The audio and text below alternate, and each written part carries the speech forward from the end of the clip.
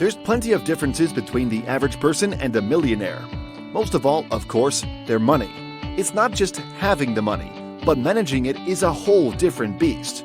It's true, wealthy people, the truly wealthy 1% type people, manage money differently than the rest of us. Hello everyone and welcome to Highly Successful You. Today we're going to talk about money management, top 10 tips on how to manage your money like a millionaire. Of course, we all want to manage our money like a millionaire. That sounds way easier said than done, doesn't it? Well, what if I told you there were ways to make that happen? They say to dress for the job you want, not the job you have. Maybe you should treat your paycheck or your bank account with the same thought in mind. Act like a millionaire, develop a millionaire mindset, and you'll be better gearing yourself towards that lifestyle. There's undoubtedly some secret knowledge they have that the rest of us don't. And today, we're going to crack into that. We've compiled a list of the top 10 ways you can manage your money like a millionaire. Hopefully you'll find that with these tips, you'll start to understand the way they think, and soon there'll be nothing stopping you. 1. Get help. I hate to start the list here, but it really is the best starting point you have. The rich have dozens of people helping them at all times, because keeping your eye on every part of your money is almost impossible if you're multitasking. Outsource things you're not good at, and consult professionals whenever possible. Financial planners, tax consultants, and stockbrokers do a job that's invaluable to anyone looking to not only get rich, but stay that way. Many people get to where they are by delegating tasks that they may not necessarily be the best suited. Delegating to a professional can ultimately help you stay on track and help you avoid making potentially expensive mistakes when you're not fully paying attention. 2. Be frugal. No brainer, right? Millionaires are always looking for good deals. They're not always big spenders. The key to retaining wealth is living below your means so you can invest. How do you think they got that rich in the first place? Research shows genuinely wealthy people are less likely to brag about the prices of things rather than the ways they've snagged bargains. You can tell between someone who's genuinely wealthy against someone who's just rich with fresh money by their spending habits. While someone with a fancy new car might seem rich, if he runs out of money, how will he pay that bill? 3. Remember, time is money. Arguably more important than both of these last points is that your time is valuable. No one is questioning your ability to manage all the parts of the business, but why would you? If you've tied up your thoughts and hands working around the clock, then there's no room to grow.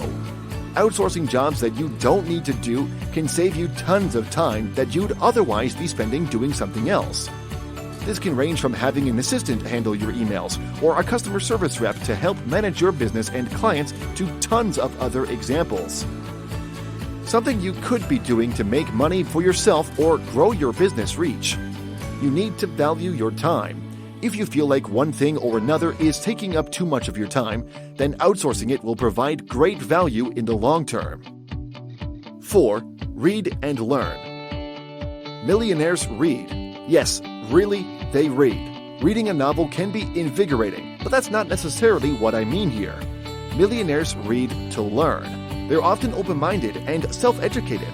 By self-educating, you're investing in your knowledge, and you're allowing yourself to experience the thoughts of others and expand what you might not have known before.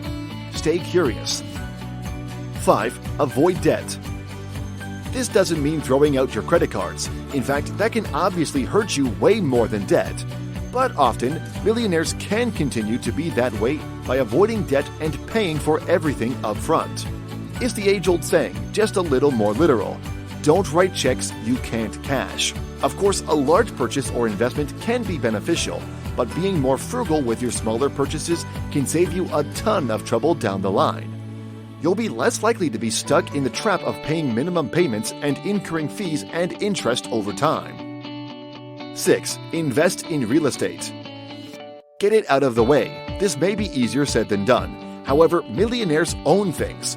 They diversify their portfolio, often investing in tangible assets like real estate that can not only grow in value over time, but can produce a passive income. Tangible assets are the key to not putting all of your eggs in one basket.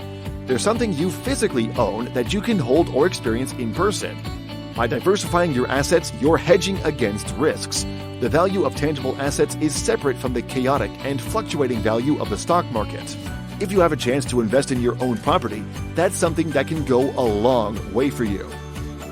7. Take advantage of tax laws. Let's get one thing real clear. Millionaires know how to use the system to their advantage. They make investments that factor in tax implications. They funnel money into tax-free or tax-deferred funds like 401ks, College 529N plans, or IRAs. In the short run, it may seem like a 401k plan has less money on the table for you, but by contributing to it, you're reducing your taxable income. Most people ignore their 401k accounts after setting them up. Instead, you can constantly adjust it and make periodic changes as your retirement funds grow and better plan for the future and the now. 8. Invest automatically. This is a mindset change and one that might be hard to jump on board with. Millionaires don't just invest money. That's an excellent way to start. Still, if you're going to want to invest like the big boys, you will want to be in an automatic thing. These are long-term investments, things that may not pay out for years to come. There's no get-rich-quick scheme for investing. Anyone claiming to have one has something to sell you. Setting up a schedule to automate your investments will help it become second nature. 9. Invest in your happiness. This doesn't mean spending money on an experience or lavish trips, but in some cases it might. Research shows that more than 60% of the wealthy will spend their money on travel. You need to invest in things that make you happy, because then you'll feel the way your money and hard work benefits you. This will undoubtedly mean something different for everyone. Still, it can mean valuing your free time enough to allot a little of it towards a hobby or a passion that you have. Millionaires will spend their most valuable time on things that enrich their lives. They'll embrace the cost because of the benefits self-investment can bring. 10. Live by the 24 and 72-hour rules. What are those, you ask? These are rules around making decisions. Millionaires are not impulsive. They make decisions based on fact, research, and advising. Essentially, whenever you're expected to make a decision, sleep on it. You can't let yourself be lured into impulsive buying decisions or manipulated by salespeople into being rash for fear of missing out. Be it just overnight for a big purchase or a few days, like a weekend, for things that may be a bit more life-changing. You need to give your mind enough time to decide if this is a want or a need, and clear your mind of the emotional or indulgent feelings you may have at the moment. We don't all have millions sitting in the bank. Some people might never see that kind of money. Either way, you don't need to have that money to start making better, smarter decisions with your money and learn how the top 1% stay where they are. If you start gearing yourself towards these tips and create a $1 million mindset for yourself, then you'll be unstoppable. These are habits to develop, tips to take action, and ideas to turn your situation around for yourself. These are things you can do, even without stacks of cash to start with. That brings us to the end of today's video about money management. Are there any thoughts you'd like to share? Feel free to drop it down in the comment section below. If you enjoyed this video and want to hear from us again, be sure to hit that subscribe button before you go. Thanks for watching, and we'll see you on the next one.